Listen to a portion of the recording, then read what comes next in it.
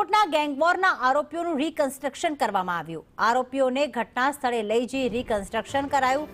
મરઘા ગેંગના આરોપીઓનું જાહેરમાં સરઘસ પણ કાઢવામાં આવ્યું। મુખ્ય સૂત્રધાર સહિત આરોપીઓનું સરઘસ। ક્રાઇમ બ્રાન્ચે અત્યાર સુધી 20 આરોપીઓની ધરપકડ કરી છે। આરોપીઓ પર ગુસ્સી ટોક હેઠળ કાર્યવાહી થશે।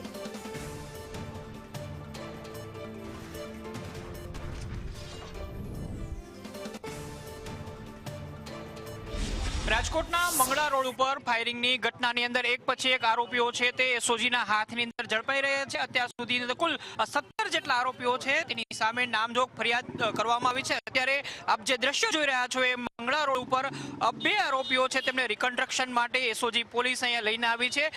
મરઘા ગેંગના મુખ્ય સૂત્રધાર મનાતા સમીર ઉર્ફે મરઘા પઠાણ, શાહનવાઝ ઉર્ફે નવાઝ વેત્રણ અને સોહેલ ઉર્ફે ભાણો એટલે સિકંદર ચાનિયા છે એ સહિતના આરોપીઓની અત્યાર સુધીની અંદર ધરપકડ કરી લેવામાં આવી છે। આરોપીઓ છેલ્લા 13 દિવસથી પોલીસને ચકમો આપીને રાજકોટ અને આજુબાજુના વિસ્તારની અંદર છુપાયા હતા। બાતમીના આધારે તમામે તમામ આરોપીઓ છે તેમની એક બાદ એક ધરપકડ કરી લેવામાં આવી છે। ઉલ્લેખનીય છે કે મંગળા રોડ ઉપર આવેલી પ્રગતિ હોસ્પિટલની બહાર રાત્રિના સમયે લગભગ 2:30 થી 3 વાગ્યા આસપાસ 2 ગેંગના લોકો સામસામે આવી ગયા હતા અને સામસામે ફાયરિંગની ઘટના ઘટી હતી। લગભગ 7 રાઉન્ડ કરતાં વધુ ફાયરિંગ કરવામાં આવ્યું હતું। આખી ઘટનાને લઈને વિગતો એવી પ્રકાશમાં આવી હતી કે જંગલેશ્વરની મરઘા ગેંગ અને પેંડા ગેંગના આરોપીઓ છે એ છેલ્લા કેટલાક સમયથી દુશ્મનાવટને લઈને સામસામે ગેંગ વોર કરતા હતા।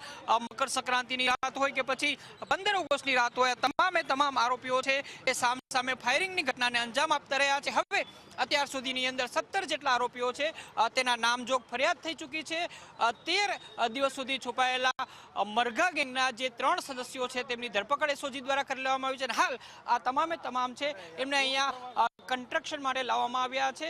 હાલ આપ દ્રશ્યો જોઈ રહ્યા છો કે ફાયરિંગની ઘટના જે પ્રકારે બની હતી તેને લઈને આ તમામ આરોપીઓ છે તેમની પૂછપરછ પણ આકરી કરવામાં આવી છે। એસઓજી છે તેમને એક બાદ એક તમામે તમામ આરોપીઓ છે તેમને ઝડપી લીધા છે અને અત્યારે હોસ્પિટલની બહાર જે જગ્યાએ ફાયરિંગ કરવામાં આવ્યું હતું તે જગ્યાએ તમામે તમામ આરોપીઓને લઈને રાજકોટ શહેરની અંદર શાંતિ ઢોળવાનો પ્રયાસ કરનારા આરોપીઓ છે તેમનું અહીંયા રિકન્સ્ટ્રક્શન કરવામાં આવી રહ્યું છે।